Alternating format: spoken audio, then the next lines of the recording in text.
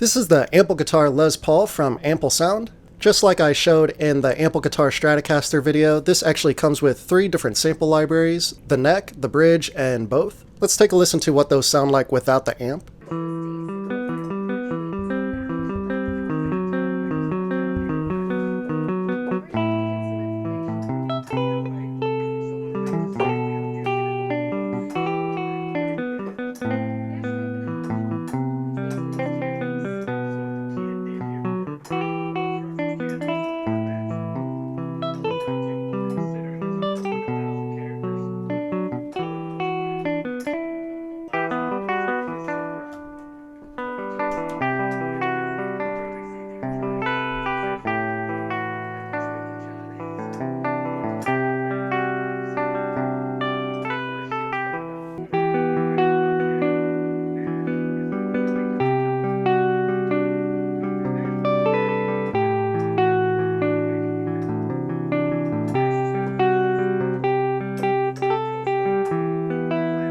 So the main section in Ample Guitars that I haven't covered yet is the guitar tab player. You can click this button right here to load up additional guitar tabs. This will take you to this folder right here, and you can see that there aren't very many guitar tabs available, but it does let you know that it takes GP3, GP4, GP5, and GPX files.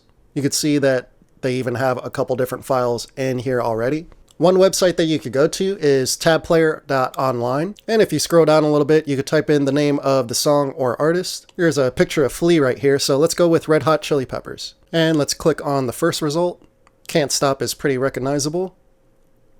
And then you have your download options right here at the top. You could even download it as MIDI if you'd like, but we're going to download it as a GP5. Now we can load that up. I have that in my downloads folder. Click open, and now we have Can't Stop as guitar tabs inside of Ample Sound's guitar player.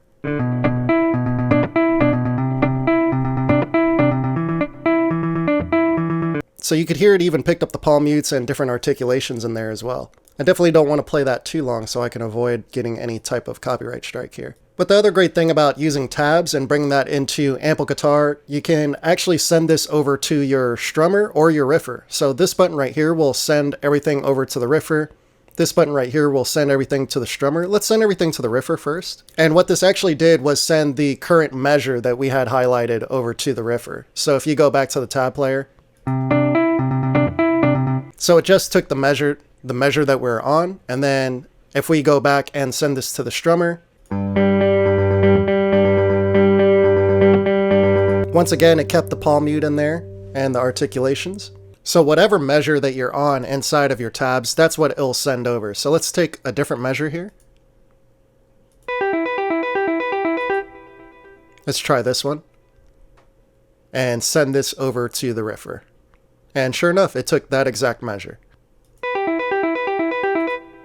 So definitely pretty intuitive. And then after that, you could take each measure and drop that into your project. So if you go into the riffer, you can go into the drag and drop section, which is right here, and you could drag this onto your guitar. And now we could press play in FL Studio and we'll get the same pattern. Then from there, inside of the playlist, you can chop these up. We have exactly 1 bar right there. If we duplicated this, you can go in here and make this unique. And now we're on pattern 3, and you can continue that process with Ample Guitars and drag and drop from either the tab, or you could send it into either the riffer or the strummer for more manipulation, and then drag that into your new pattern. So for example, if we hit this randomizer right here, and let's leave the settings as is and just hit the die icon. And now we have this random pattern right here. Let's drag this riff onto pattern 3. And here we have a new pattern right next to our original pattern.